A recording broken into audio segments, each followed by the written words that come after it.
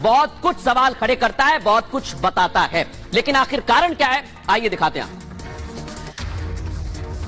तो ये आप देखिए जरा, सीमा के इर्द गिर्द घूम रहे हैं अक्षय कुमार, अदनान सामी और आलिया भट्ट। पहले बात अदनान सामी की। सीमा की याचिका में बॉलीवुड से जुड़े हुए सेलिब्रिटीज का जिक्र है।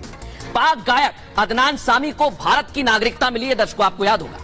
अदनान सामी का हवाला देकर सीमा ने अब नागरिकता मांग ली है दर्शकों।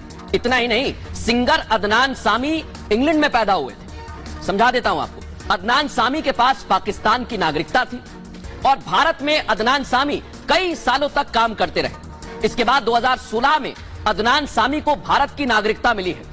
अदनान को भारत का नागरिक बनने में 18 साल का वक्त लगा था और इसलिए जिक्र किया है सीमा ने अदनान सामी का।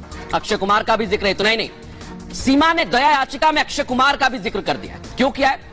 विदेशी नागरिक होने के बावजूद अक्षय भारत में रह रहे हैं। दरअसल अक्षय कुमार के पास कनाडा का पासपोर्ट है और समझिए, कई फिल्में फ्लॉप होने के बाद कनाडा की नागरिकता उन्होंने ली थी। कनाडा में काम करने के लिए भी अक्षय कुमार गए थे, लेकिन सीमा हैदर ने महामहिम से आलिया भट्ट का भी जिक्र कर दिया है। क्यों किया है समझिए जरा। सीमा हैदर ने महामहिम से आलिया भट्ट का जिक्र इसलिए किया क्योंकि आलिया ने एक इंटरव्यू में भारतीय नागरिकता पर कुछ बात कही थी। क्या कहा था? बदकिस्मती से मैं भारत में वोट नहीं कर सकती हूं क्योंकि मेरे पास ब्रिटिश पासपोर्ट है। ब्रिटिश नागरिक होने की वजह से आलिया वोट नहीं डाल पाती है। आलिया की मां सोनी राजदान ब्रिटिश मूल की हैं और उनका जन्म बर्मिंघम में हुआ है, इसलिए आलिया को ऑटोमेटिक ब्रिटिश नागरिकता मिल गई है।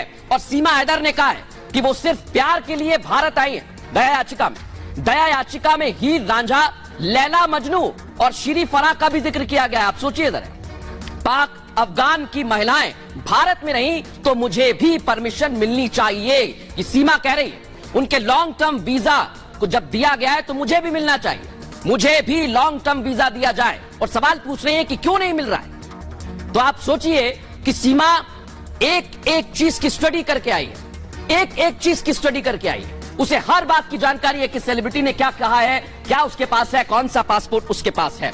अब मैं आपको सुनवाने वाला हूं इस पर क्या कुछ कहा जा रहा है लोगों के द्वारा, सुनिए जरा। अगर जांच में ठीक है तो क्या एलर्जी है, नागरिकता मिल जानी चाहिए, उसमें तो कोई हिला है ही नहीं।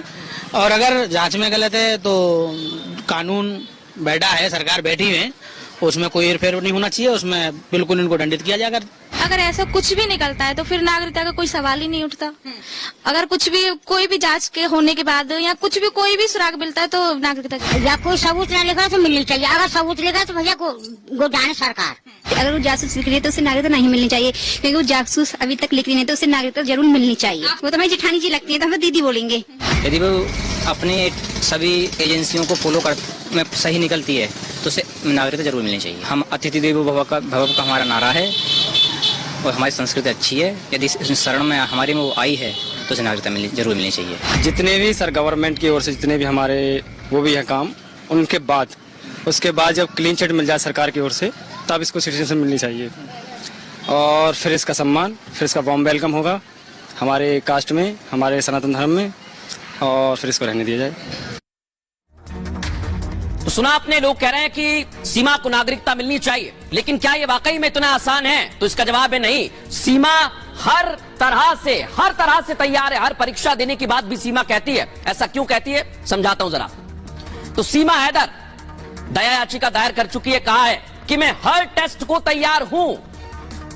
बेल पर आने के बाद अभी कानून का पालन सीमा कर रही है। दर्शकों आपको समझना होगा, जांच एजेंसियों को पूरा सहयोग कर रही हूं, यह भी सीमा ने कहा। एटीएस ने जांच की, जासूसी का कोई सबूत नहीं मिला, इस बात का जिक्र है। सीबीआई, एनआईए और रॉ किसी भी एजेंट को बुला ले, मैं जांच के लिए तैयार हूं, यह भी कहा। चाहे वो पॉलीग्राफी टेस्ट करवा लें, ब्रेन मैपिंग करवा लें, मेरा टेस्ट करा सकते हैं। लाई डिटेक्टर टेस्ट का भी जिक्र करती है सीमा और कहती है कि वो भी करवा लीजिए। चारों बच्चे मेरे ही हैं, यह दावा कर दिया है और कहा है कि मैं डीएनए टेस्ट को तैयार हूं। फिर कह रही हैं कि मैं झूठ नहीं बोलती, कभी मैंने झूठ बोला ही नहीं है। सरकार किसी भी तरह से सच पता कर सकती है। तो सीमा के दावे मजबूत होते जा रहे हैं। हर टेस्ट की बात कह रही है कि वो तैयार है, लेकिन पूर्व डीजीपी विक्रम सिंह साहब इस पर क्या कुछ कह रहे हैं, सुनवाता हूं। पाकिस्तानी महिला सीमा का प्रकरण पूरी तरीके से संदिग्ध है और उसमें गहराई से जांच की आवश्यकता है। घटनाक्रम कि पीयूबीजी खेल के माध्यम से कितना प्रेम